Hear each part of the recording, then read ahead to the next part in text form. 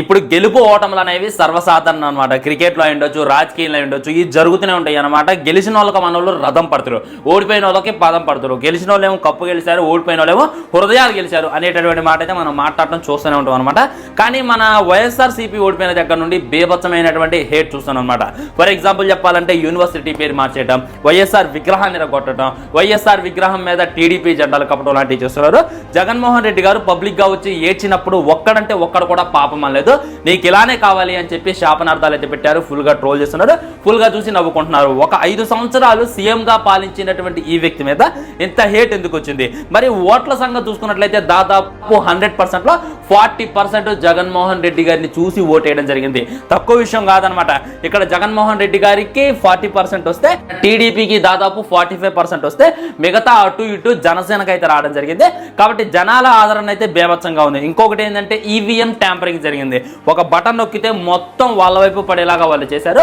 ఖచ్చితంగా EVM hacking అయితే జరిగింది అనేటటువంటి నినాదాలు కూడా పెద్దగా వినపడుతున్నాయి అనమాట. దీని గురించి సాక్షి వాళ్ళైతే పెద్ద పేపర్లు కూడా వేయడం జరిగింది. మరి ఇందులో నిజమెంతుంది అనేటటువంటిది క్లారిటీగా క్లుప్తంగా మాట్లాడుకునేటటువంటి ప్రయత్నం చేద్దాం ఫ్రెండ్స్. ఎందుకు జగన్మోహన్ రెడ్డి గారి మీద ఇంత హేట్ వచ్చింది? దీనికి గల కారణం ఏంటి అని అంటే 100లో 100% కాదు, 1000% హార్ట్ మీద చేసుకొని చెప్తాను నేను.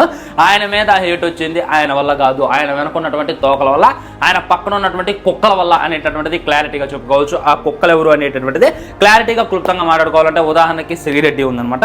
ఇక్కడ వైజాగ్ లో, ఇక్కడ ఆంధ్రప్రదేశ్ లో కానీ వైఎస్ఆర్సీపీ ఓడిపోయి ఈ టీడీపీ గెలిస్తే నేను వైజాగ్ బీచ్ లో బట్టలు ఇప్పుకొని తిరుగుతా అనేటటువంటి స్టేట్మెంట్ తను చేయటం. ఇంకా రామ్ గోపాల్ వర్మ తనకు ఎటు అంగుంటే అటు అంగేస్తారు, అలాంటి ఆయన సపోర్ట్ తీసుకోవటం. మొత్తం చిల్లరగాళ్ళందరూ కూడా వైఎస్ఆర్సీపీలో ఉండడం ఏదైతే ఉందో ఇది దీనికి చాలా అంటే చాలా పెద్ద మైనస్ అని చెప్పుకోవచ్చు. ఇప్పుడు శ్రీరెడ్డి వచ్చి బయటికి ఇన్ని మాటలు మాట్లాడుతుంది, నేను బూతులు తిరుగుతాను, కానీ ఒక్క నాయకుడు, ఒక్క వైసీపీకి చెందిన నాయకుడు బయటకు వచ్చి ఆమెకి మా పార్టీకి ఏ సంబంధం లేదు, ఆమెను మాలో కలుపుకోవద్దు అనేటటువంటి మాటలు చెప్పలేదు అనమాట. ఇప్పుడు ఓడిపోయినప్పటికీ మళ్ళీ ఆమె జగన్మోహన్ రెడ్డి గారిని వదలుస్తుంది. ఇదంతా కూడా జనాలు తట్టుకోలేకపోతున్నారు. అలాంటి వాళ్ళు ఎంకరేజ్ చేస్తే అలాంటి పార్టీ అయిపోతుంది. కానీ మంచి పార్టీ ఎలా అయింది అనేటటువంటిది సోషల్ మీడియాలో వినిపిస్తున్నటువంటి పేరు. మరి జగన్మోహన్ రెడ్డి గారికి ఫ్యాన్స్ లేరు అంటే 100% ఉన్నారు. ఆయనకు ఉన్నటువంటి ఫ్యాన్స్ ముసలోళ్ళు అయి ఉంటారు. వాళ్ళు సోషల్ మీడియాకి చాలా దూరంగా ఉన్న వాళ్ళు ఎక్కువగా ఉంటారు అనమాట. వాళ్ళు ఇక్కడికి వచ్చి కామెంట్ పెట్టలేరు, వాళ్ళు వీడియోలు షేర్ చేయలేరు కాబట్టి, వాళ్ళు ఫేస్బుక్ లో వాళ్ళు మీమ్స్ వాడరు కాబట్టి మాక్సిమం ఆయనకైతే ఆదరణ సోషల్ మీడియాలో తక్కువగా ఉంది అని చెప్పుకోవచ్చు అనమాట.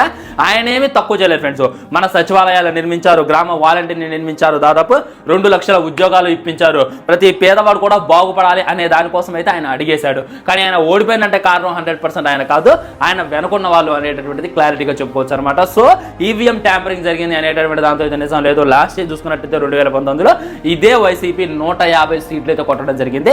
మరి ఆ టైంలో కూడా ఈవీఎం ట్యాంపరింగ్ జరిగింది అంటే ఒప్పుకుంటారో ఒప్పుకోరు కదా. మరి బీజేపీ ట్యాంపరింగ్ చేయించింది, మన టీడీపీకి సపోర్ట్ చేసింది అంటే బీజేపీ అయోధ్యలోనే ఓడిపోయింది. వాళ్ళు దేశం మొత్తం కలిసి ప్రభుత్వాన్ని స్థాపించినప్పటికీ అయోధ్యలో ఓడిపోవడం అనేటటువంటిది ఘోర అవమానం.